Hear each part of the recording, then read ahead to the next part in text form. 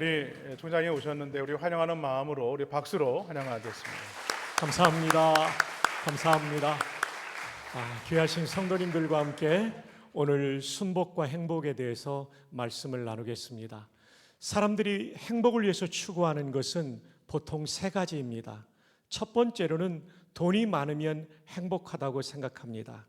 돈이 삶에 있어서 필요한 것이긴 하지만 절대적인 행복의 조건일 수는 없습니다. 수년 전에 우리나라 가장 큰 부자의 따님이 보스턴에서 스스로 목숨을 끊었습니다. 생과 사의 갈림길에서 그 많은 돈이 30대 초반의 젊은 여성의 생명을 붙잡아 주지 못했던 것이죠. 돈이 행복의 절대 조건일 수 없다는 것입니다. 두 번째로 사람들이 행복을 위해서 추구하는 것은 명예입니다. 낮은 자리에 있으면 더 높은 자리에 올라가면 행복할 것 같습니다. 그러나 그 행복의 감정도 오래가지 않습니다. 제가 군에 있을 때 군인들이 진급, 승진하는 그 명예를 얻는 기쁨이 얼마나 큰지를 잘 볼 수 있었습니다. 대령분들의 가장 큰 소망은 장군이 되는 것, 별을 다는 것입니다. 제가 처음 간 부대에서 연말에 연대장님이 식사를 대접하면서 부대 장교 부사관들 노래 부르는데 우리 연대 군의관님이 장군이 되기를 원하는, 별 달기를 원하는 연대장 앞에서 불러서는 안 될 노래를 불렀습니다. 저 별은 나의 별. 많이 혼났습니다. 그런데 한 번은 별 둘을 달고 제대하는 장군이 있었습니다. 별 둘은 군인의 꽃이라고 그러거든요. 사단장은. 근데 하나를 더 달고 군단장 나가기를 원했는데 실패된 거예요. 매우 낙심했어요. 동기생이 찾아갑니다. 이분은 별을 달지도 못하고 대령으로 제대한 예편한 대령분이죠. 별 둘을 달고 제대하는 동기생한테 말합니다. 야, 이 사람아, 당신은 군인의 꽃이라는 사단장도 지냈는데 뭐가 그렇게 억울하고 섭섭한가? 이때 별 둘로 제대하는 장군이 그랬다고 합니다. 모르는 소리 하지 마라. 떨어져도 높은 데서 떨어지면 충격이 심한 법이란다. 대령에서 떨어지는 거하고 별 둘에서 떨어지는 거 충격이 다르다는 거죠. 맞습니다. 예수님 없이 높아진 사람은 내려올 때는 추락하는 고통이 있습니다. 그러나 예수님과 함께 올라간 믿음의 장교들은 떨어질 때도 고통이 없죠. 감사만이 있는 것이죠. 명예도 행복의 절대 조건일 수 없습니다. 또 하나 사람들이 행복을 위해 추구하는 마지막 내용은 쾌락입니다. 쾌락을 누리면 행복하다. 인간이 느낄 수 있는 쾌락 중에 최고의 쾌락은 마약이라고 합니다. 근데 이건 절대 실험하면 안 됩니다. 아주 위험하기 때문에요. 제가 LA에서 담임 목회할 때, 부전교회 담임 목사로 오기 전에 LA에서 담임 목회할 때 우리 청년 하나가 마약에 빠졌어요. 청년부 담당 목사님이 경산중앙교회 담임하고 계시는 김종원 목사님인데 LA에 중독자 선교회를 다녀와서 보고하는 겁니다. 목사님, 모든 종류의 중독은 금단현상, 끊을 때 겪는 고통스러운 현상을 극복하면 끊어지지만 마약은 평생 싸우는 것이랍니다. 끊은 것 같지만 또 유혹이 찾아와서 그 유혹이 너무 강렬하기 때문에 또 한 번 빠지면 더 깊은 늪에 빠져서 마약 중독자의 마지막은요, 배설 기능이 통제가 안 돼요. 얼마나 지저분해집니까? 환청이 들리고 환상이 보입니다. 피부에 벌레가 기어다니는 것 때문에, 느낌 때문에 피부를 긁다가 피부가 다 피 얼룩과 이 딱정이에 붙는 거죠. 이래서 죽는 게 마약 중독자의 최후입니다. 인간을 가장 짜릿하게 만드는 쾌락이 인간을 가장 비참하게 파괴시키는 것이죠. 사람들이 행복을 위해서 추구하는 세 가지 돈과 명예와 쾌락, 진짜 행복을 주지 않는다는 것을 보았습니다. 근데 오늘 본문 1절에 진짜 행복한 사람의 이야기가 나오죠. 이 시편은 다윗이 기록한 시편인데 23편은 인생의 황혼역에 자신의 생애를 뒤돌아보며 진짜 행복했던 한 인생을 회고하며 고백하는 것입니다. 자, 1절을 한번 통해서 우리가 행복의 비결을 찾아봅시다. 함께 읽어요. 시작. 여호와는 나의 목자시니 부족하다는 말도 부정이고 없다도 부정입니다. 이중 부정은 뭐죠? 우리 장로님들 굉장히 좋은 중학교를 나오셨습니다. 강한 긍정입니다. 이중 부정은 강한 긍정이에요. 여호와는 나의 목자시니 내게 부족함이 없다는 얘기는 그냥 부족함이 좀 없다는 뜻이 아니라 강한 긍정이니까 나는 행복합니다. 만족합니다. 돈 때문에요? 아니에요. 명예 때문에요? 아니에요. 쾌락 때문에요? 아니에요. 여호와 하나님이 내 목자가 되시니까. 사실 다윗은 굉장한 부자였습니다. 그의 젊은 날은 가난했지만 역대상 29장에 보면 다윗 왕이 죽기 전에, 역대상 29장이 다윗 왕이 죽는 장입니다. 20절 이하에 보면 죽기 전에 성전 건축, 내가 들어가 예배 드릴 수 없는 아들이 지을 성전 건축을 위하여 헌금을 합니다. 은이 7,000달란트, 역대상 29장 4절에 나와요. 금이 3,000달란트. 근데 여러분 아시죠? 1달란트가 34.4kg이기 때문에 3,000달란트의 금은 무려 10만 3,000kg입니다. 은이 7,000달란트라면 곱하기 34.4kg 하면 24만 kg이 됩니다. 여러분이 실감을 못하니까 저희 비서가 최근에 시가로 계산해 보니까 13조 7천억 원입니다. 놀라야 될 때 안 놀라면 제가 놀라게 됩니다. 여러분 모두가 너무 편안하게 앉아 계세요. 나도 그 정도는 있어요. 이런 얼굴로 앉아 계시니까 제가 당황스럽습니다. 13조 7천억 원입니다. 고맙습니다. 우리 어머님들 이렇게 놀래주셔서 13조 7천억 원을 헌금했다는 얘기는 부자라는 얘기예요. 14조 원 이상일 거예요. 왜냐하면 정복전쟁을 굉장히 많이 했기 때문에 거기서 거둬들인 전리품과 조공으로 그 왕은 굉장한 부자가 되는 거죠. 그런데 13조 원이 넘는 재산이 있으니 부족함이 없다? 아니에요. 그걸로 사람은 만족하지 못해요. 여호와는 나의 목자시니 내게 부족함이 없으리로다. 다윗이 누렸던 명예는 굉장한 것이죠. 10대 후반에 그는 골리앗과의 전투에서 이긴 구국의 영웅이라는 명예를 얻습니다.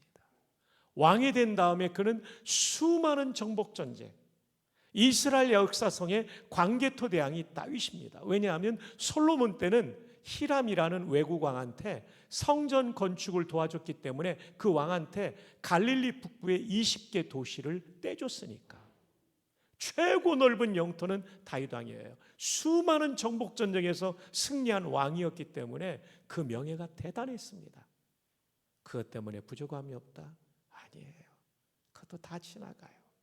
여호와는 나의 목자시니 내게 부족함이 없으리로다. 재위 40년의 왕으로서 좋은 음식 좋은 옷 다 누려보았고 수많은 비빈을 거느렸지만 쾌락 때문에 부족함이 없다? 아닙니다. 그것도 일시적인 것이고 찰나적인 것이죠. 여호와는 나의 목자시니 내게 부족함이 없으리로다. 그러면 여호와는 어떤 분일까요? 우리말 여호와가 히브리어로는 어떻게 쓰냐면 오른쪽부터 나가요. 요드, 해, 와브, 해. 이게 여호와라는 단어입니다. 여호와. 이 단어의 뜻은 다음과 같이 5개가 있습니다. 이거는 기말고사에 낼 만한 문제입니다. 여러분 쓰기 힘드시면 스마트폰으로 찍으시면 좋아요. 첫 번째, 이스라엘 하나님의 고유한 이름. 이스라엘 하나님의 고유한 이름. 여러분, 하나님이라는 히브리어는 엘로힘이에요. 엘로힘이 하나님이라는 단어예요. 이 엘로힘은 어떻게 쓰냐면 이렇게 씁니다. 이게 엘로힘이에요. 이 엘로힘이라는 단어는 우리가 하나님이라고 번역된 단어가 히브리어 엘로힘인데 이방 신을 가리킬 때도 쓰고 천사를 가리킬 때도 쓰지만 여호와는 우리가 믿는 하나님의 고유한 이름, 하나님께만 쓰는 이름이 여호와예요. 사전에 보면 the proper name이라고 되어 있어요. 두 번째로는 여호와라는 이름의 뜻은 생명을 주시는 분, life giver. 그렇습니다. 왜 여호와 하나님을 나의 인생의 목자로 모시고 살면 부족함이 없냐면 내 영혼이 생기가 빠져나가고 침체될 때 하나님께서 나에게 영적 부흥을 주시기 때문에 내 육신이 피곤하고 고단하고 병들 때 생명을 주시는 분이기 때문에 여호와를 목자로 모시고 살면 행복한 줄로 믿습니다. 라이프 기버예요. 세 번째로는요, 절대적인 분, the absolute one. 우리 모두는 상대적이죠. 나보다 약자 앞에서는 강자이지만 나보다 강자 앞에서는 나는 약자예요. 이길 수 없는 존재가 있고 해결할 수 없는 문제가 있어요. 그러나 하나님은 절대적인 분이시기 때문에 이기지 못할 존재가 없고 해결하지 못할 문제가 없는 줄로 믿습니다. 그래서 여호와를 나의 목자로 모시고 살면 행복한 것입니다. 네 번째로는 영원히 사시는 분, ever living의 하나님. 영원히 사시는 분. 저희 어머님이 부산에서 3년 전에 돌아가셨어요. 그리고 제가 2년 전에 총장 선거에 당선이 됐어요. 교수님 4분과 현장 목회자 출신 저 5명의 경선이었고 치열했습니다.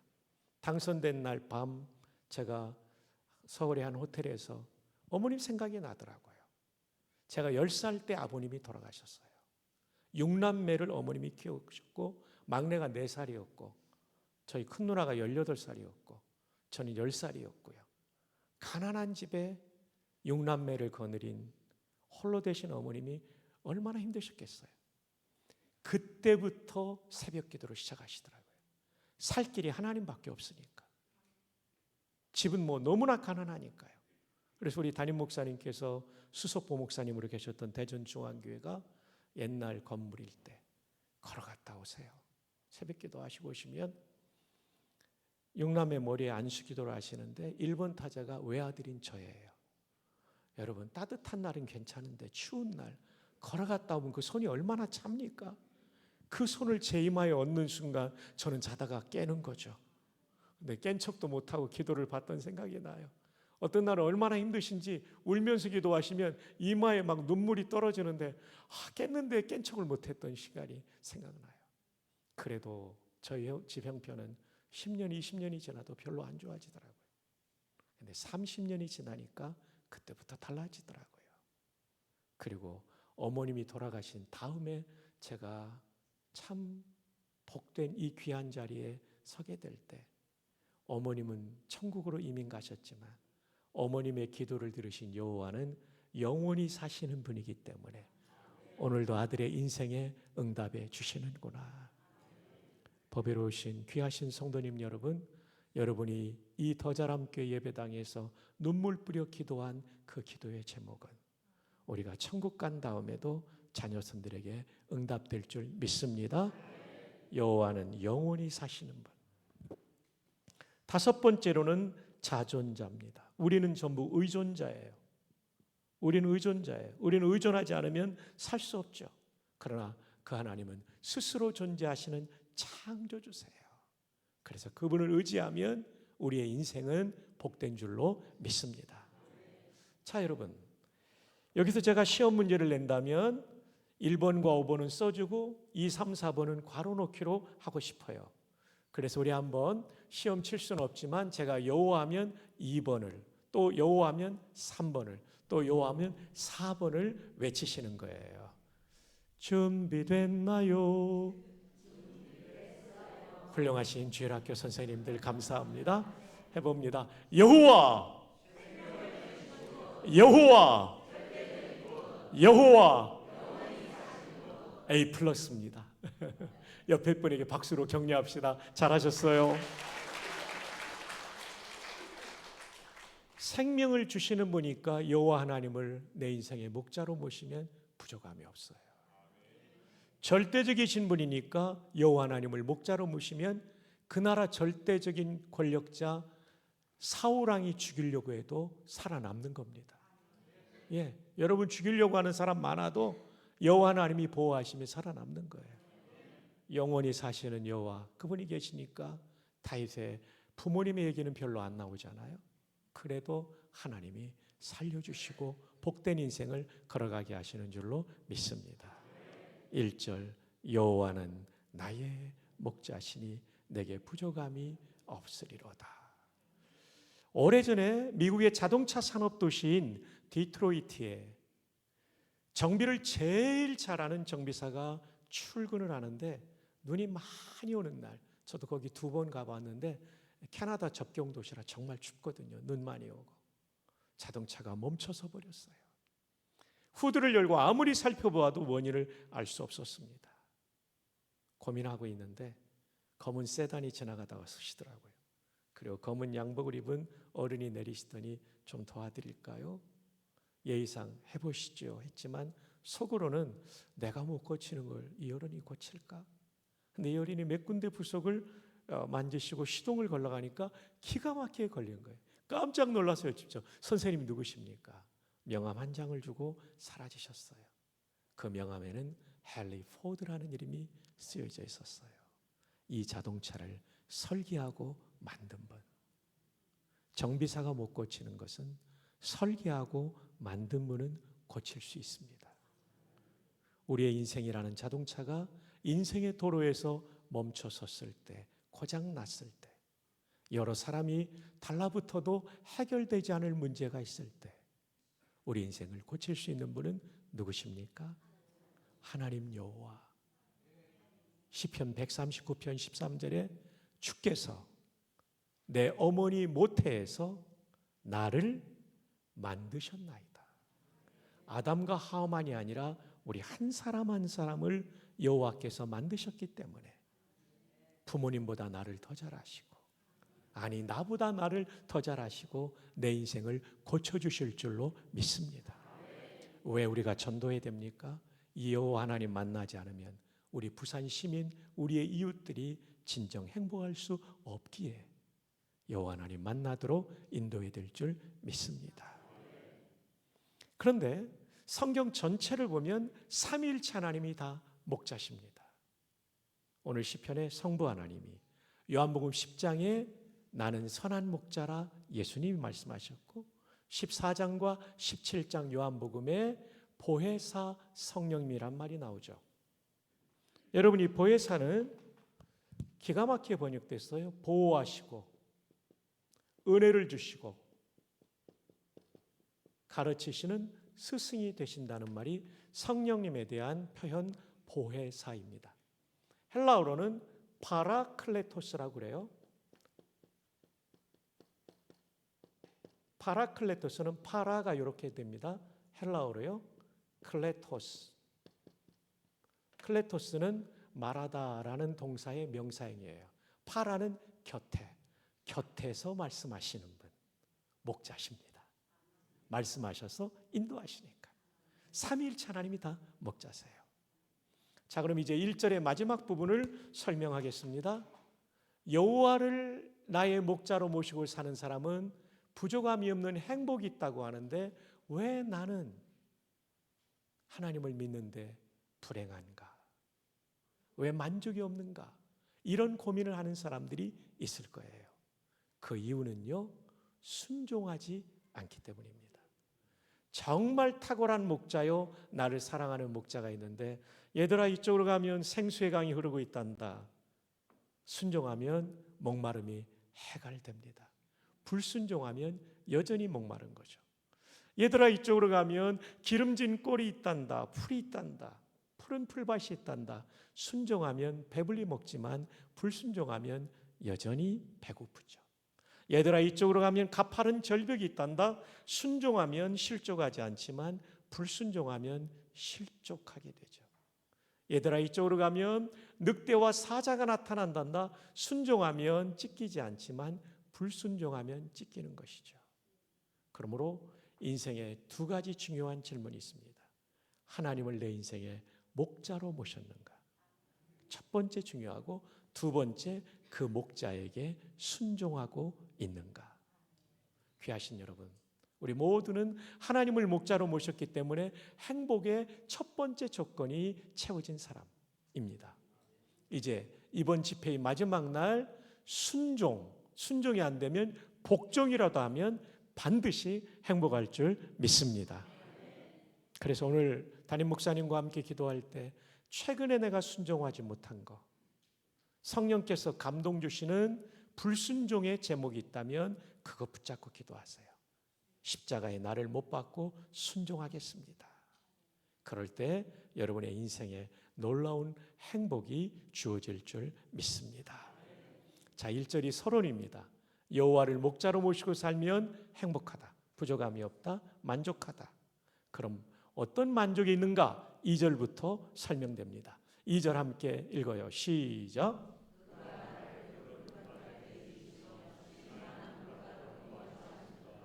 방송실이 너무나 잘하네요. 그냥 바로 뜨네요. 우리 방송실 박수 한번 합시다. 3일 동안 얼마나 애썼겠어요. 그가 나를 푸른 풀밭에 누이시며. 저는 이 말씀을 묵상하는데 이상하더라고요. 풀밭은 양들의 밥인데 그가 나를 푸른 풀밭에서 배불리 먹이시며라고 기록하면 굉장히 논리적인 것 같은데 누인다는 게 이해가 안 됐어요. 기도하면서 여쭙죠. 하나님, 성경이 틀리지는 않았고 제가 지혜가 부족해서 모르는 것 같습니다. 무슨 뜻인지 알려주세요 했더니 하나님께서 동물의 왕국을 생각나게 하셨어요. 동물의 왕국은요, 거기 보면 배고프면 짐승이 그냥 있지 않아요. 뭐래도 잡아먹고 그 다음에 자요. 이야, 기가 막히구나. 바로 이 뜻이구나 깨닫게 되었어요. 여러분, 에스겔 34장 한번 좀 띄워주세요. 거기에도 나옵니다. 좋은 꼴을 어떻게 하고요? 먹이고, 동사 먹이고가 나와요. 그 우리를 이스라엘 높은 산에 들이니 그것들이 그곳에 있는 좋은 우리에 뭐 있으며? 먹은 다음에 누워있는 거예요. 그 다음 절까지 봅시다. 15절, 내가 친히 내 양의 목자가 되어 그것들을 어떻게 있게 할지라? 네, 먹는 다음 단계가 눕는 거더라고요. 안식의 단계예요. 그때 제가 깨달았어요. 야, 나는 먹는 것 정도 생각했는데 하나님은 그 다음 단계까지 인도하시는 거라. 여러분, 그렇습니다. 왜 우리가 하나님을 목자로 모시고 살면 행복하냐면 내 생각 정도로 응답하는 게 아니라 내 생각을 뛰어넘는 응답을 주시는 거죠. 86년도에 저는 신학대학원 졸업반이었습니다. 광화문에 있는 내수동교회 대학부를 지도하고 있었는데 그 교회 자매 하나가 저를 놓고 기도했습니다. 하나님, 박성규 전도사를 남편으로 주시면 구원받은 이후에 최고의 은혜로 여기겠나이다. 근데 이분이 저보다 2살 연상의 누님이셨어요. 그 당시 연상 결혼이 없었기 때문에 좋은 선배 정도로 알고 있는데 어느 날 전화가 온 겁니다. 전도사님, 아마데우스라는 영화를 보셨나요? 제가 돈이 있어야죠. 가난한 전도사가. 표 있다고 그래서 서울극장 가서 보고 광화문에서 밥 먹고 헤어졌어요. 집에 가면서 이게 1:1 데이트인데?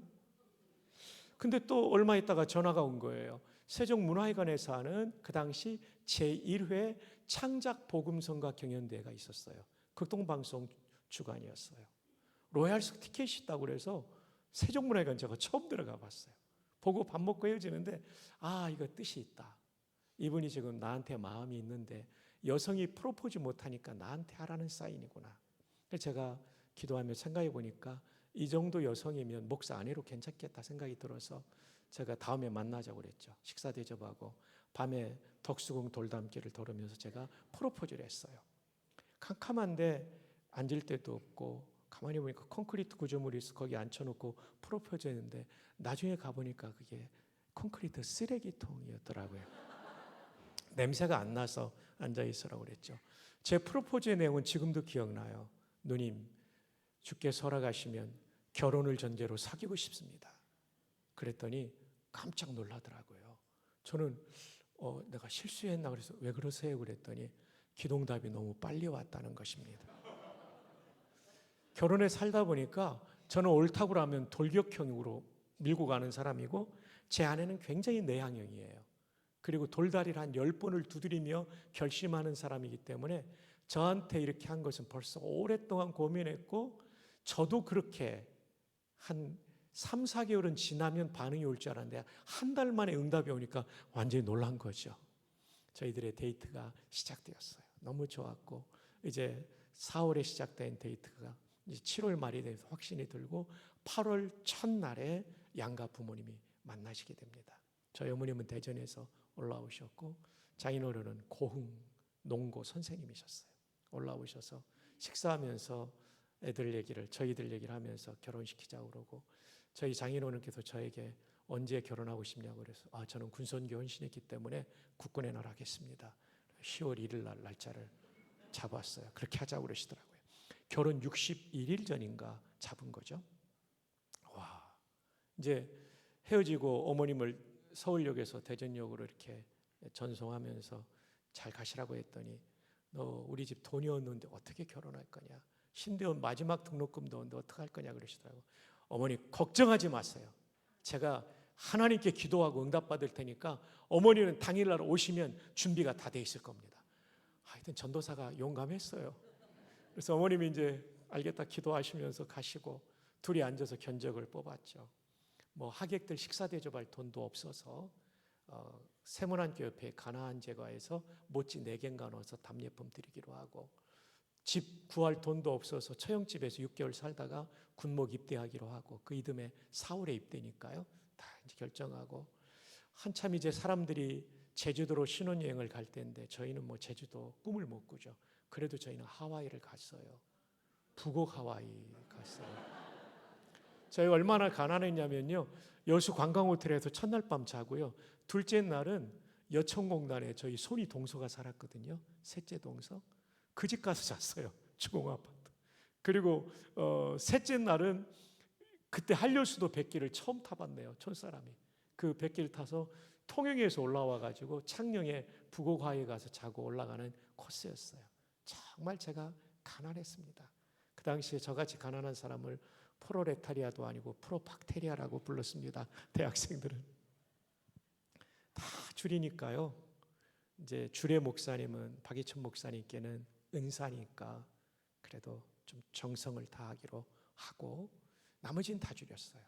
그래도 제가 150만 원이 필요했어요. 큰 돈이죠. 큰 돈이죠. 저한테는 너무 큰 돈이죠.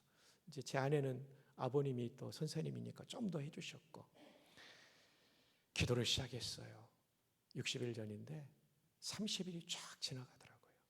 제 아내가 그때 서교동 웨딩샵에서 드레스를 아주 싸게 믿는 사람한테 하는데 돈을 그걸 제가 내는 것으로 분배를 해놨는데 그 계약금을 달라는데 계약금도 없는 거예요. 그날은 진짜 더 간절히 기도했어요. 매일 기도했는데 그날은 더 간절히. 하나님, 전도사가 이거 물거품 되면 안 됩니다. 꼭 들어주십시오. 이 은혜 평생 잊지 않겠나이다.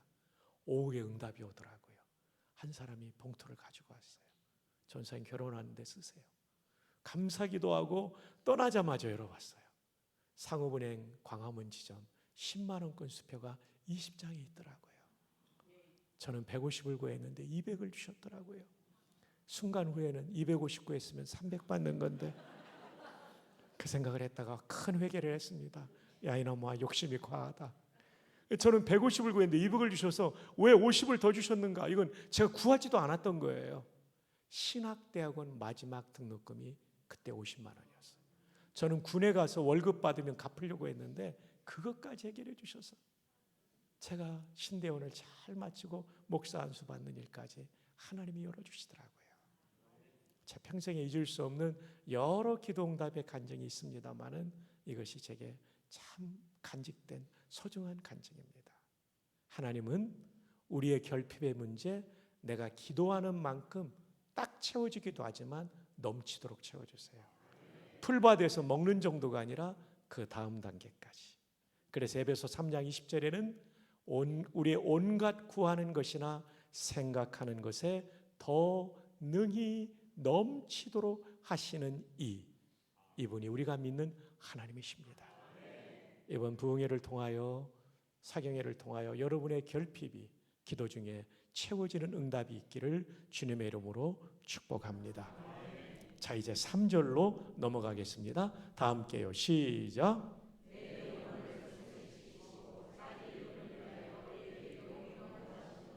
아멘.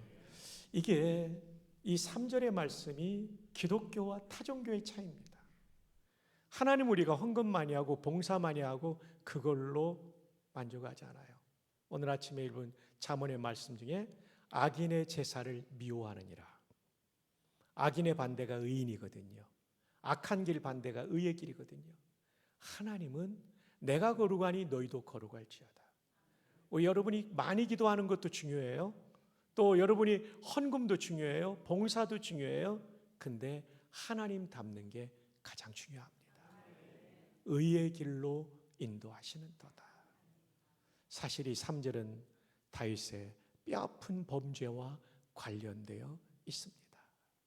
아주 불의한 일을 저질렀죠. 암몬과의 전쟁 중에 요압과 그리고 바세바의 남편인 누구죠? 우리아 장군 등이 전쟁터에 나가 있을 때 다윗 왕은 모욕하는 우리아 장군의 아내를 보고 유혹을 받습니다. 그리고 불러들여 간음을 저지르고 아이가 생깁니다. 큰일 났어요. 그때 회개를 했으면 괜찮은데 이것을 회개하지 않고 덮어버리려고 하니까 전쟁터에 있는 우리아 장군을 휴가 명령을 내서 불러들입니다. 아내와 자면 생긴 아이가 우리아 장군의 아이라고 둘러댈 수 있으니까. 지금은 유전자 검사 때문에 안 되지만 다윗의 시대는 BC 1000년이니까 지금으로부터 3000년 전이니까 가능했다는 것이죠. 근데 이 플랜 A가 통하지 않습니다. 우리아 장군이 얼마나 충성스럽냐면 내 주의 장병들이 언약궤와 함께 암몬과의 전쟁터에 나가 있는데 내가 어떻게 한가롭게 내 아내를 품고 잘 수 있습니까? 하고 집에를 가지 않고 왕궁의 군영에서 지내게 돼요. 이 잠을 자야 이걸 해결할 수 있는데 잠을 안 자버리는 거예요. 참고로 여러분에게 질문을 드립니다. 우리아 장군의 집은 다윗의 왕궁으로부터 얼마나 떨어져 있었을까요? 1번, 상당히 멀리 떨어져 있었다. 참고로 저는 선택 지문의 2번에 정답을 배치합니다. 2번, 상당히 가까운 곳에 있었다. 정답은 맞습니다. 왜 2번이냐면 목욕하는 바세바를 보고 유혹을 받았으니까. 100m만 떨어져 있어도 유혹 못 받습니다. 상당히 가까운 거리에 있었지만 이 충성스러운 우리아 장군은 집에 가서 say hello, 잘 있었어 이 말도 안 하는 거예요. 그냥 우직하게 지키는 거예요. 또 아십니까? 이 우리아 장군은 정통 히브리 사람, 유태인이 아닙니다. 이 사람은 해족속입니다. 영어 성경을 보시면 더 히타이트 족속은 세계 최초로 철기 문명을 발명한 민족이죠. 외국인이었어요. 귀화했고 예수님 여호와 하나님을 믿는 신앙으로 개종한 사람이에요. 그 사람이 이렇게 충성을 다하고 있는데도 다윗 왕은 플랜 A가 작동되지 않자 플랜 B를 작동시킵니다. 아내랑 자지 않으면 너를 죽여버리겠다는 거죠.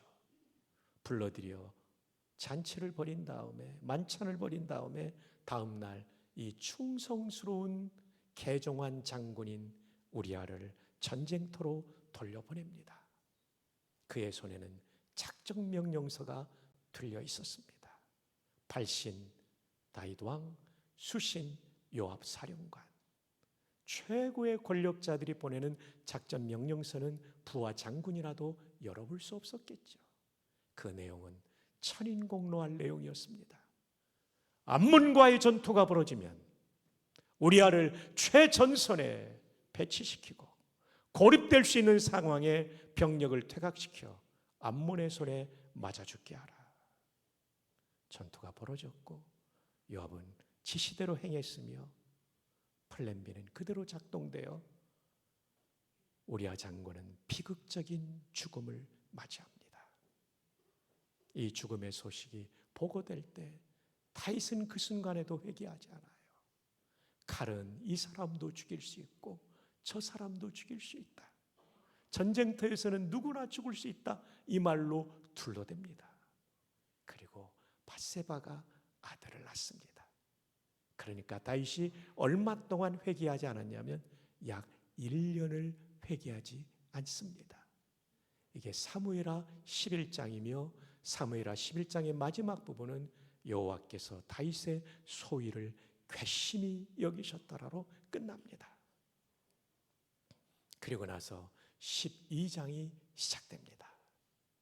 기다리던 하나님은 다윗이 회개로 돌아오지 않으니까 주의 종을 보내 회개시킵니다. 나단은 이런 스토리텔링으로 말씀을 전합니다. 왕이시여, 이 나라에 큰 부자가 있는데 소나 양이 그 집에는 대단히 많습니다. 그 옆집에는 아주 가난한 사람이 있는데 어린 암양 새끼 하나를 키우고 있었는데 그 큰 부잣집에 손님이 왔다고 하여 옆에 집에 암양 새끼밖에 없는 그 집의 암양 새끼를 빼앗아 잡아먹어 버렸습니다. 이 일을 어떻게 하면 좋습니까? 다윗이 대노합니다. 그런 인간이 이 땅에 있단 말이냐? 그는 죽어야 할지니라. 그리고 4배나 갚아줘야 할지니라. 율법을 따라. 이때 나단은 성령의 감동으로 다윗을 쏘아보며 말합니다. 당신이 바로 그 사람입니다. 하나님께서 당신에게 사울의 수많은 처첩을 넘겨주었고 당신을 왕으로 세워주셨건만 왜 우리아의 하나밖에 없는 아내를 빼앗았습니까? 이때 다윗은 이 말씀이 가슴을 찌를 때 보좌에서 내려와 무릎을 꿇고 회개합니다. 스펄전은 다윗의 인생의 가장 위대한 순간은 나단의 설교를 듣고 회개하는 순간이었다. 사울왕 같았으면 나단의 목을 쳤겠지만 다윗은 무릎을 꿇고 회개합니다. 하나님 말씀하십니다. 우리아를 죽인 것처럼 너를 죽이지는 않겠다. 용서해 주시죠. 그러나 징계는 있을 것이다. 칼이 떠나지 않을 것이다. 자, 여러분, 이 내용이 바로 3절에 있어요.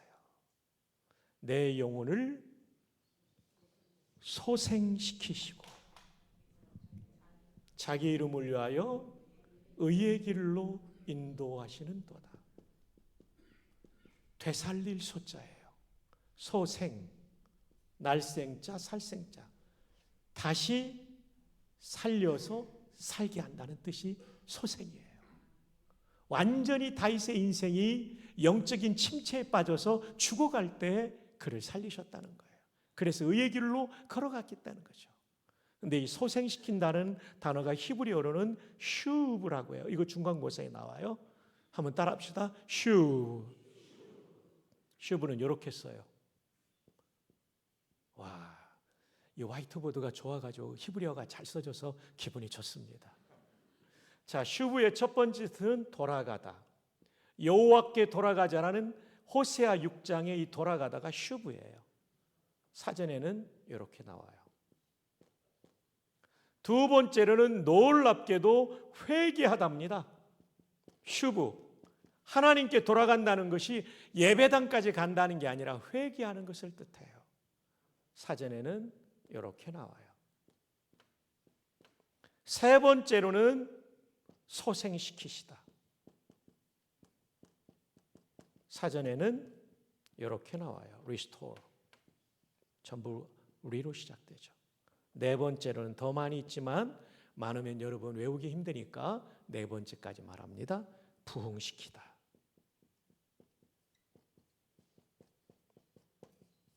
revive입니다.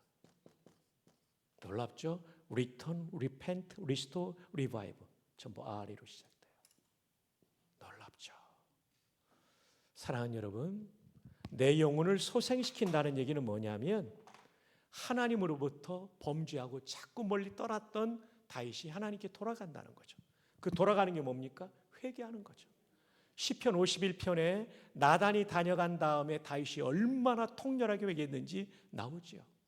그 눈물이 침상을 벽에를 썩일 만큼 눈물을 쏟은 거예요. 완전히 회개한 거죠. 진짜 회개하고 나니까 나이 들어서 체온이 떨어질 때 미스 이스라엘 진 수넴 여자 아비삭을 보내줘도 함께 잠자리를 하지 않아요. 함께 하지 않아요. 그냥 시중만 들게 하는 거죠. 그러니까 하나님이 소생 다시 살려주시고 더 나아가서 놀라운 부흥을 그의 인생에 허락해 주신 거죠. 역대상 29장의 뒷부분에 다윗의 죽음의 장면이 나와요. 제 기억으로는 정확하지 않지만 다윗이 나이 늙도록 부와 귀를 누리다가 죽었더라. 부유했고 존귀하게 살다가 죽었다는 건데, 칼빈은 구약의 부요함은 영적 부요를 나타내는 방식이었다. 기독교 강의 말이에요. 그러니까 다시 말하면 부와 귀를 누렸다는 것은 영적인 부흥을 누리다가 죽었다는 것입니다. 어떻게 했기 때문에? 회개했기 때문에 결국은 부흥까지 나아간 거죠. 법이로우신 성도 여러분, 이 3절은 정말 중요한 부분이에요. 세상 사람들은 돈 많고 출세하면 행복하다고 말하지만 인생은 그걸로 만족이 안 돼요. 하나님과 깨진 관계가 있다면 회개를 통해서, 하나님께서 죄라고 말하는 것을 저질렀다면, 불의한 길에 걷고 있다면 회개를 통해서 의의 길을 걸어갈 때 인생은 진짜 행복한 것입니다. 그래서 오늘 기도할 때 하나님이 죄라고 말씀하시는 것이 깨달아지면 그거 통렬히 회개해야 돼요. 그리고 다시는 그 자리 가면 안 돼요. 미국인들은 세례받을 때 이 표현하죠. 나는 다시 그 나쁜 길을 걸어가지 않겠습니다. I will not be the same again. 과거같이 살지 않겠다는 거예요. 부흥에는 뭡니까? 사경에는 뭡니까? 성령께서 깨우쳐 주실 때 죄라고 하는 거 다윗처럼 회개하는 거예요. 다윗의 인생의 가장 위대한 순간은 주의 종이 말씀을 전할 때 무릎을 꿇었다는 거예요. 사울 같으면 목을 칩니다. 그 제사장들 그 다윗한테 음식 줬다고 목을 쳤잖아요. 다윗은 그렇지 않아요. 내가 지금 아프고 지적받고 나 잘못했다고 말하는 말을 듣고 무릎 꿇는 거예요. 그게 복이에요. 오늘 우리 모두 슈브의 은혜가 있기를 바랍니다. 이게 회개하라는 뜻이에요. 회개하다 보면 소생과 부흥의 은혜까지 주실 줄로 믿습니다. 이제 4절로 갑니다. 그게 행복입니다. 4절 다 함께요. 시작.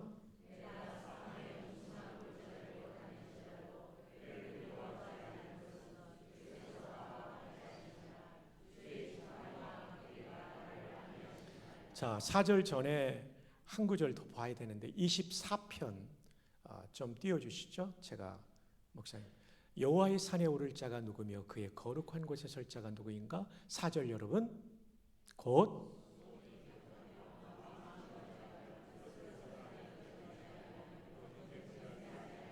네, 이런 사람이 여호와의 산에 오른다. 예배자라는 거예요. 예배자. 그러니까 우리는요, 아무렇게나 살아도 예배 나오면 된다, 이게 아니에요. 손이 깨끗해야 돼요. 잘못된 일 하면 안 돼요. 마음이 청결해야 돼요. 근데 우리가 100% 청결합니까? 아니에요. 저도 죄성이 있어요. 목사 된 지 38년 됐고 전도서부터 하면 43년인데도 있어요. 그러나 끊임없이 회개하는 거. 한 교회 역사가는 그런 말을 했죠. 성자는 누구냐? 우리보다 빨리 회개하는 사람이다. 저도 실험해 보니까 빨리 회개하면 그 죄 다시 안 져요. 그런 청결함을 가지고 우리가 따를 때 이 슈브의 은혜를 경험하게 될 줄 믿습니다. 자, 4절은 내가 사망의 음침한 골짜기로 다닐지라도 해를 두려워하지 않을 것은 주께서 너와 함께 하심이라. 여러분, 다윗은 진짜 사망의 음침한 골짜기 많이 걸어갔어요. 골리앗과의 전투, 사망의 음침한 골짜기입니다. 이기고 왔더니 사울왕이 질투심을 가지고 죽이려고 했잖아요. 막 단창을 2번이나 던집니다. 왕궁에서 도망갔더니 다윗 잡으려고 병력 3,000명을 2번이나 풀었어요. 와, 이거 사망의 음침한 골짜기입니다.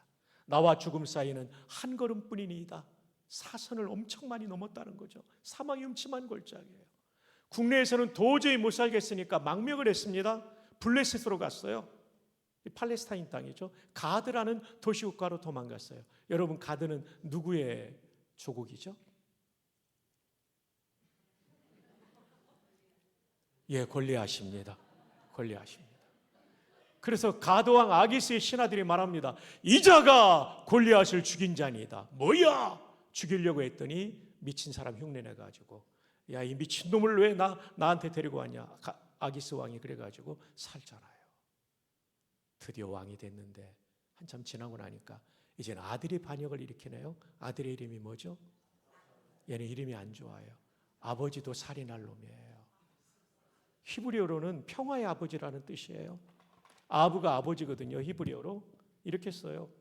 그 다음에 살롬은 샬롬이에요. 평화. 네, 압샬롬이에요. 평화의 아버지라는 뜻인데 얘가 불화를 일으키죠. 불화 정도가 아니죠.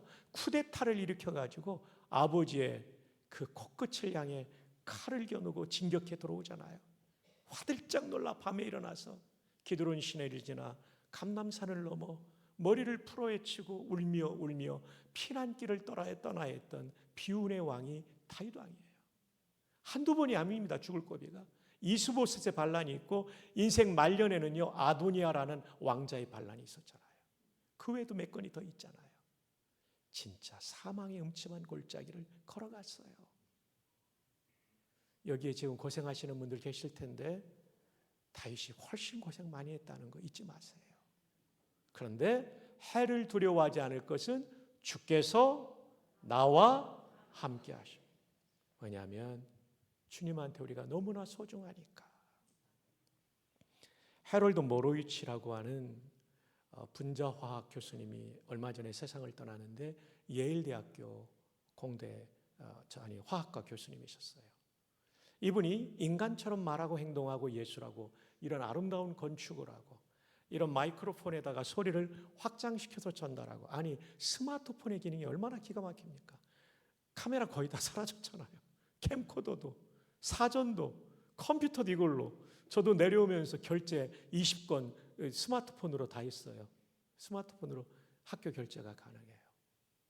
설교 준비할 때도 히브리어 사전 거기다 나와요. 히브리어 성경도 나와요. 기가 막히죠. 이런 존재를 인간의 구성 요소인 화학 물질을 다 사서 만들려면 단백질, 아미노산, 효소, RNA, DNA 다 사서 만들려면 얼마가 들까? 7,000조 달러가 든다고 계산했어요. 우리 돈으로 800경이 넘습니다. 제가 보니까 맞아요. 이렇게 우수한 존재가 없어요.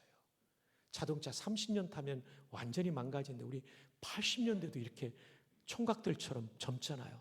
와, 흰머리 소녀들 얼마나 예뻐요. 와, 진짜 대단해요. 손흥민 선수를 제가 좋아하는데 벌리전에서 70m 드리블을 하고 수비수 피해가며 골키퍼가 못 잡는 위치로 공을 차놓는, 로봇가 그렇게 할 수 있겠습니까? 김연아 선수가 밴쿠버 올림픽에서 음악에 맞춰 표정 연기하고 점프하고 회전하고 다리도 이렇게 들고 쫙 가지 않습니까? 세상에, 저는 이렇게 구두 신고도 힘든데 그 아주 얇은 스케이트 난로에서 대단하지 않습니까? 진짜 우리는 우수하게 만들어졌어요. 한번 따라합시다. 나는 800경짜리입니다. 옆에 분에게도 축복합시다. 그대도 800경짜리입니다. 와, 우리가 얼마나 우수하게 만들어졌습니까? 근데 하나님은 그 이상이라고 말해요. 창세기 1장을 읽다가 만물의 영장인 인간을 맨 마지막에 만드셔서 제가 또 기도했죠. 만물의 영장이면 일본으로 만들어야지 왜 꼴찌로 만듭니까? 이거 응답이 빨리 오더라고요. 야 이놈아, 육지가 셋째 날 드러났는데 그 전까지 지구는 깊은 바닷물로 덮여 있었어. 너 첫째 날 만들어졌으면 먹을 것도 없는데 2박 3일 금식하면서 수영해야 돼. 와, 하나님 마지막에 만들어주신 게 은혜군요. 지나온 63년의 생애를 돌아보면 제가 생각했던 데 안 된 게 하나님의 은혜더라고요. 여기 젊은 분들, 여러분들도 힘든 순간이 있을 거예요. 근데 하나님 따라가다 보면 늦게 되는 게 은혜입니다. 근데 제일 늦게 만들어진 존재가 여성입니다. 여성은 하나님의 사랑을 엄청 많이 받았죠.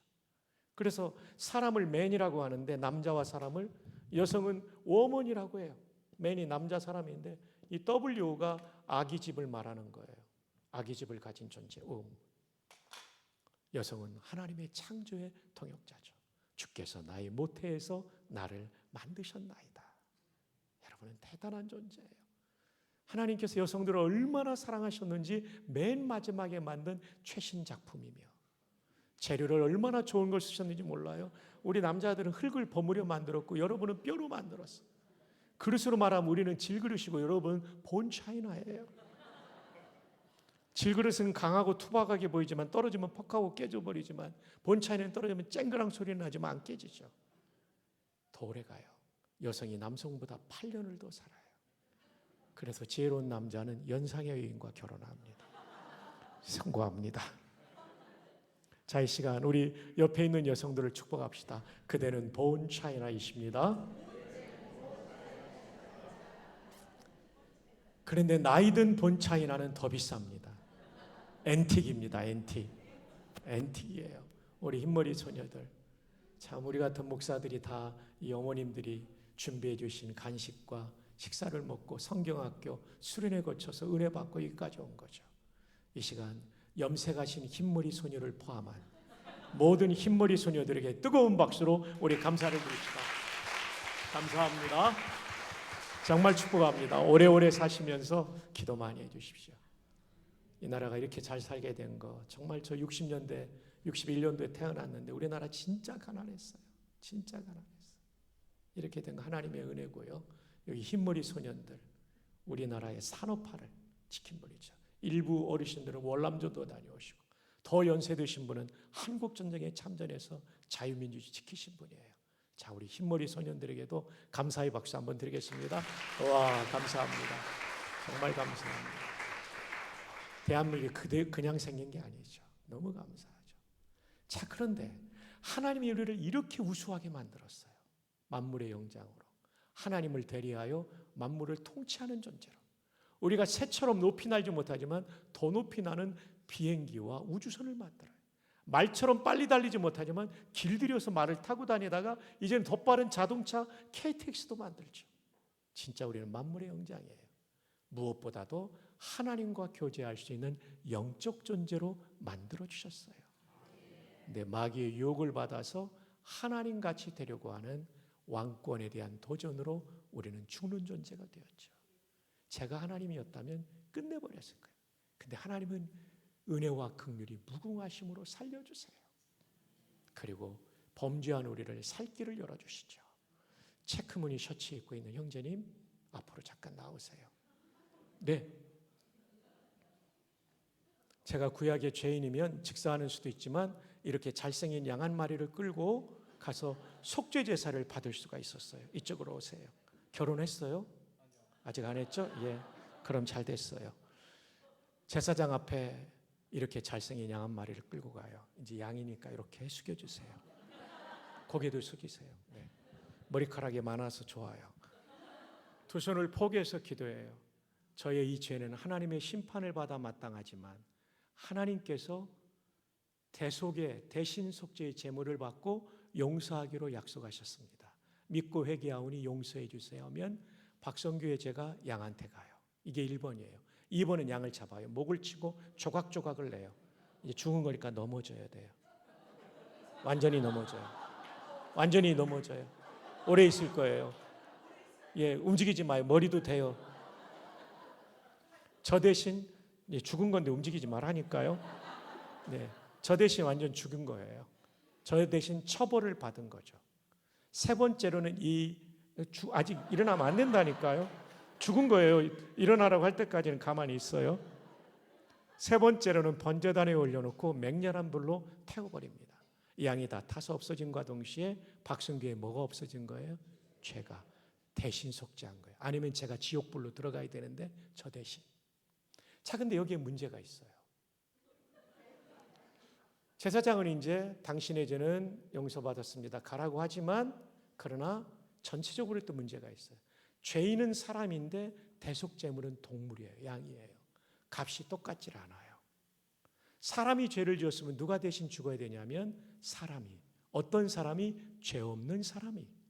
근데 모든 사람이 죄를 범하였기 때문에 대신 죽어줄 놈도 없고 연도 없는 거예요. 그래서 하나님이 자기 아들을 완전한 사람으로 보내셨죠. AD 325년 니케아 신조에 따르면 예수님에 대한 신학적인 성경적인 정리가 이루어집니다. 예수 그리스도는 100% 신성을 가지신 참 하나님이신 동시에 100% 인성, 죄 없는 완전한 인간 되신 참 인간이다. 100% divinity를 가지신 true God, 100% humanity, 인간성을 가지신 true man. 완전한 인간이기 때문에, 죄 없는 인간이기 때문에 우리 죄를 속죄할 수 있는 거죠. 예수님이 걸어갈 때 세례 요한이 말합니다. 보라! 세상 죄를 지고 가는 누구의 어린 양이로다? 하나님. 이 말이 중요해요. 사람이 준비한 양은 동물이고 하나님이 준비한 양은 완전한 사람이신 거죠. 그래서 예수님은 십자가에서 테텔레스타이라고 외칩니다. 아직 일어나면 안 돼요. 가만히 있어요. 너무 자꾸 살아나려고 하는 것 같아요. 테텔레스타이라는 말은 값을 지불했다는 뜻이에요. 그것도 완료 동사예요. 완전히 십자가에서 죄값을 지불했습니다. 왜냐하면 그분이 죄 없는 완전한 인간이기 때문에 우리 모두의 죄를 대신할 줄 믿습니다. 그래서 사도행전 20장 28절에 말씀하십니다. 하나님이 자기 피로 사신 교회를 장로님들에게 지게 하셨다. 에베소 장로님들에게 바울이 밀레도에서 만나는 얘기 아닙니까? 하나님이 자기 피로. 이때 하나님은 성자 하나님이신 예수님이 자기 피로 사신 교회. 여러분이 얼마나 귀한 존재냐면요, 예수님이 생명만큼이나. $6,000조 게임이 안 됩니다. 700경 아니에요. 훨씬 더 비싸요. 무한대로. 여러분은 정말 소중한 존재예요. 예수님이 우리를 위해 죽어주셨기 때문이에요. 형제 고생했어요. 제가 커피값 좀 가져왔어요. 네, 아니요, 받아요. 커피 안 먹어요. 너무 수고했어요. 아유, 너무 수고했어요. 당황하셨죠? 네, 한 번도 리허설도 안 하고 이렇게 해서 이제 들어가셔도 돼요. 박수 한 번 더 해주세요. 그러니까 형제님께서 이렇게 해주시니까 성도님들이 실감 있게 그 십자가가 이해가 되는 거예요. 그거 이번 주 11조는 하고 써야 됩니다. 알았죠? 11조 꼭. 재정부장님 어디 계세요? 예, 오늘 기도하셨죠? 확인해 주세요. 네. 왜냐하면 형제가 복되기 위해서 그런 겁니다. 그러니까 저와 여러분이 얼마나 소중한 존재인지, 값진 존재인지. 세상은 여러분의 아파트 사이즈로, 전월세인가 자가인가, 여러분이 타고 다니는 자동차의 배기량으로, 연식으로, 여러분의 졸업장의 학위로 여러분을 평가할지 몰라요. 젊은이들은 학점으로. 아니에요. 하나님은 예수님 피로 평가합니다. 여러분은 정말 소중해서 시편 16편 3절에 땅에 있는 성도는 존귀한 자들이니 나의 모든 즐거움이 그들에게 있도다. 정말 귀하신 여러분 존귀합니다. 비쌉니다. 자, 옆에 분들에게 우리 하이파이브 하면서 그대는 매우 비쌉니다. 축복합시다. 시작. 네, 한 번만 더 합시다. 그대는 정말 존귀합니다. 그러니까 하나님이 여러분의 인생을, 우리 인생을 책임져 주세요.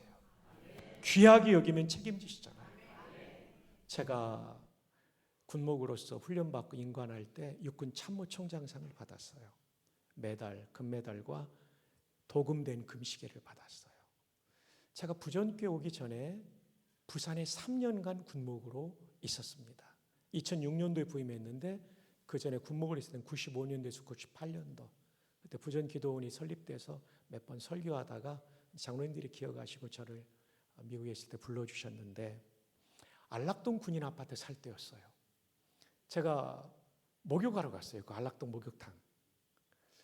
근데 그 어느 요일인지 기억은 안 나는데 이 마지막 시간 문 닫기 전에 가서 목욕하고 나왔어요. 근데 이 제가 아끼는 육군 참모총장 금시계를 놓고 나온 거예요. 집에 와보니까 없는 거예요. 전화해 보니까 탈의실 제 번호에 여러분이 있다고 그러더라고요. 안도의 한숨을 내셨죠. 다음 날 제가 이 목욕탕에 몇 시에 갔을까요? 1번 퇴근하고 여유 있게 갔다. 예, 2번 새벽기도 마치자마자 갔다. 예, 2번입니다. 왜냐하면 3, 4개월 땀 흘려서 치열하게 훈련받고 받은 시기니까.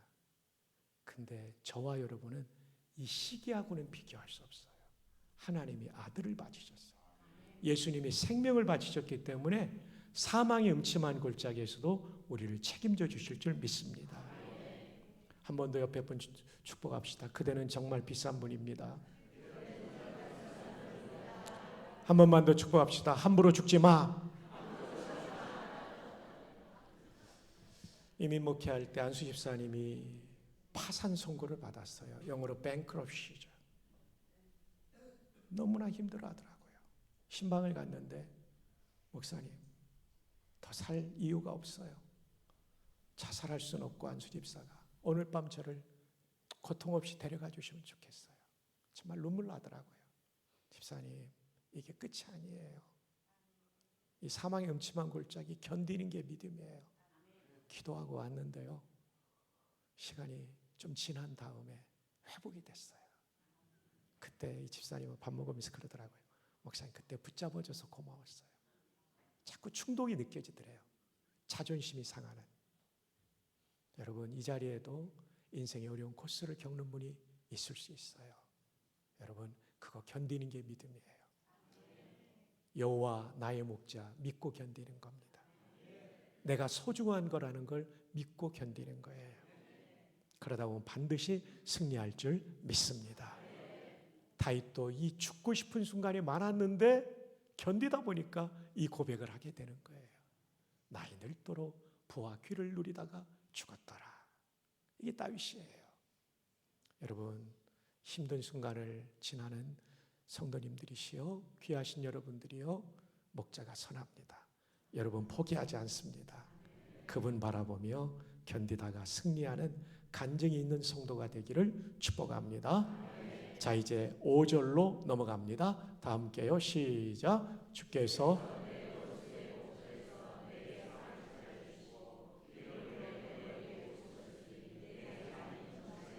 기름을 머리에 붓는 것은 팔레스타인의 목자들이 작은 파리 때문에 고통스럽습니다. 양의 코에 알을 낳아놓으면 습도와 온도가 적절하니까 잘 자라면서 꿈틀거리니까 가려우니까 양들이 돌뿌리 나무뿌리 긁다가 상처 생기면 털이 있기 때문에 잘 안 나와요.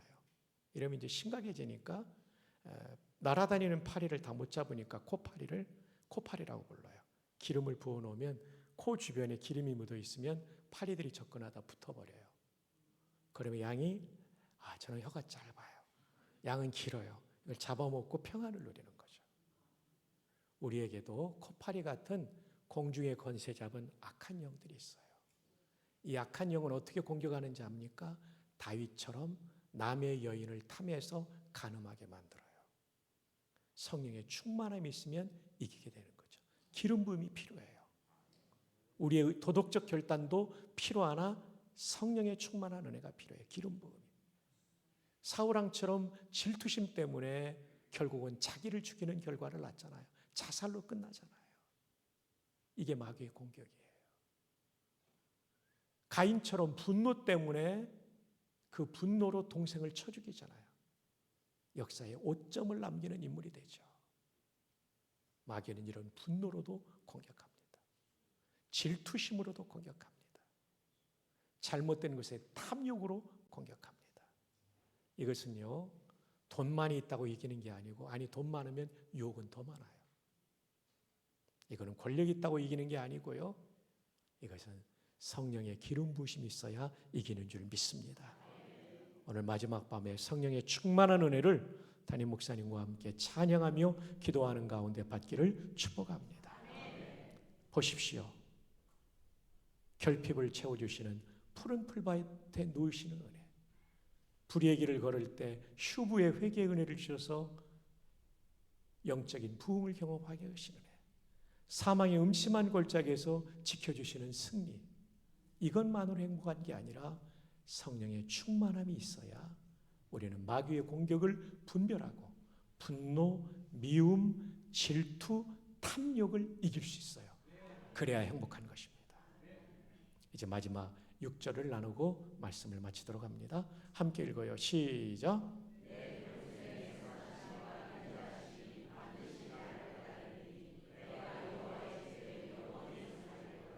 영원히 살 수 있는 여호와의 집은 지상의 예배당이 아니라 저 천국의 성전입니다. 모든 것이 해결돼도 마지막 과제는 죽음이에요. 죽음 이후에 천국 간다는 확신이 없으면 그 성도는 궁극적으로 행복할 수 없어요.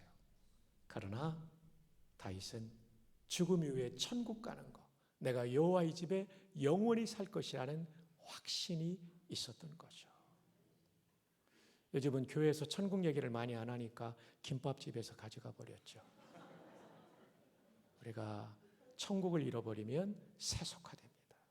구원의 확신도 잃어버리게 되죠. 목사님, 구원의 확신을 어떻게 가질 수 있나요? 하나님은 성경을 통해 확신하라고 말합니다. 요한일서 5장 13절에 내가 하나님의 아들의 이름을 믿는 너희에게 이것을 쓰는 것은 따라합시다. 너희에게 영생이 있음을 알게 하려 하심이라. 성경 기록의 목적이 구원의 확신도 들어가요.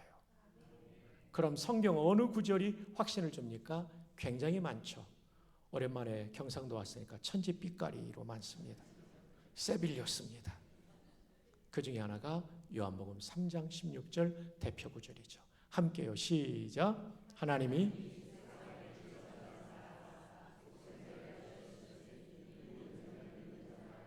멸망하지 않고 영생. 예수님을 나의 구주로, 저 형제가 저 대신 죽었잖아요. 그죠? 예, 그 예수님을 나의 구주로 믿는 자는 지옥에서 멸망하지 않고 천국에서 영생을 완전히 누릴 뿐만 아니라 예수 믿는 순간부터 이 땅에서 누리는 거예요. 좁은 길을 걸어도 밤낮 기뻐하는 것 주의 영이 함께함이라. 다 함께 성령이 계시네. 할렐루야 함께하시네. 좁은 길을 걸으며 밤낮 기뻐하는 것 주의 영이 함께함이라. 높은 산이 거친 들이 초막이나 궁궐이나 내 주 예수 모신 곳이 그 어디나. 뭐라고요? 하늘나라. 할렐루야 찬양하세. 내 모든 죄 사함받고 주 예수와 뭐하니까요? 동행하니. 그 어디나? 뭐라고요? 왜 우리가 전도해야 됩니까? 왜 우리가 이렇게 부담스럽게 느껴지고 믿지 않는 사람은 왜 그렇게 기독교만 진리라고 말하냐고 우리에게 핀잔을 주는 이 상황에도 우리 돈을 써가며 욕먹으며 전도하는 이유는 무엇입니까? 천국이 분명히 있기 때문입니다. 이 거친 광야 같은 인생 여호와 하나님을 목자로 모시고 살아야 행복하기 때문입니다. 이 땅에서도 그 어디나 하늘나라를 누리며 좁은 길을 걷는 인생의 시련 가운데서도 밤낮 기뻐하는 영생을 맛보는 삶은 오직 예수님 안에 있는 줄로 믿습니다. 그래서 우리는 당당히 복음을 전해야 될 줄 믿습니다. 인생은 세 번의 생애를 살아요. 첫 번째, 엄마 뱃속. 두 번째, 지금 우리가 사는 지상생애. 세 번째, 영원한 생애. 1번, 2번은 준비하는 생애예요. 엄마 뱃속에서 잘 준비되면 이 포근한데 나가 어디 가지? 더 넓고 밝은 두 번째 생애를. 잘 준비되지 못해 유산되면 어두움으로 떨어지죠. 두 번째 생애도 준비하는 거예요. 예수 믿고 하나님 자녀 되면 이 세상을 떠날 때 더 밝고 찬란한 천국에서 눈을 뜰 줄 믿습니다. 그러나 영적으로 유산된 사람, 불신자, 안 믿는 비신자, 어두운 지옥에 떨어지는 거예요. 그래서 우리는 전도해야 될 줄 믿습니다. 어느 교회 할머니 권사님이 성경을 읽는데 성경을 본문으로 다 읽고 이름만 이렇게 밑줄 치며 가더래요. 담임 목사님이 권사님 성경 제대로 읽으세요. 그랬더니 권사님 하시는 말씀이 목사님 눈도 침침하고 얼마 안 있으면 천국 가야 되는데 천국 가서 통성명이라도 하려면 이름이라도 외우고 가야 되잖아. 얼마나 귀한 분이십니까? 우리 천국 소망 가지고 살다가 멋지게 이 땅에서의 삶을 마감하고 개선할 수 있기를 바랍니다. 고 김한란 박사님을 기억합니다. 죽음이 임박했을 때 임종을 돕는 제자들, 평생 독신으로 이 나라 여성들을 위해 살았던 김한란 박사님, 참 멋진 여성이죠. 내가 죽는다고 슬퍼하지 마라. 나 천국 간다. 내 장례식에는 장송곡 부르지 말고 핸델의 메시아를 불러다오. 나는 천국으로 개선하는 것이다. 정말 멋진 신앙이죠. 그것이 있을 때 인생은 끝까지 행복한 거예요. 다윗이 그것을 보여줍니다. 자, 이제 정리합니다. 여호와는 나의 목자시니 왜 내게 부족함이 없냐면 여호와는 생명을 주시는 분이니까, 절대적인 분이시니까, 영원히 사시는 분이니까 이분께 순종 복종하면 행복할 줄 믿습니다. 그래서 2절에 푸른 풀밭에 먹이시고가 아니라 누이시고 내 생각보다 넘치도록 응답하신다. 그리고 3절에 의의 길로 인도하시는데 내 영혼을 소생시킨다. 회개케 하고 소생시키고 부흥케 한다. 꼭 기억할 것은 잘못된 거 있으면 오늘 밤 꼭 회개하고 슈브의 부흥을 경험하기를 바랍니다. 사망의 음침한 골짜기, 인생의 위기와 시련에도 낙심하지 말 것은 우리가 너무나 비싼 존재예요. 우리가 하나님의 사랑받는 존재고 존귀한 존재이기 때문에 끝까지 책임지신다. 박성규 목사가 금식에 찾으러 갔던 것처럼 하나님은 그보다 더한 여러분을 끝까지 찾아가 건져내실 줄로 믿습니다. 5절, 근데 성령 충만 받아야 된다. 기름 부음이 있어야 마귀 유혹이 이기고 마음의 평안, 인생의 망가짐을 극복할 수 있다. 마지막 6절, 천국에 대한 확신이 있어야 된다. 성경의 근거에서. 그러면 죽음까지 이기는 궁극적 행복을 누리게 될 것인데, 이것이 귀하신 여러분의 행복이 되기를 주님의 이름으로 축복합니다.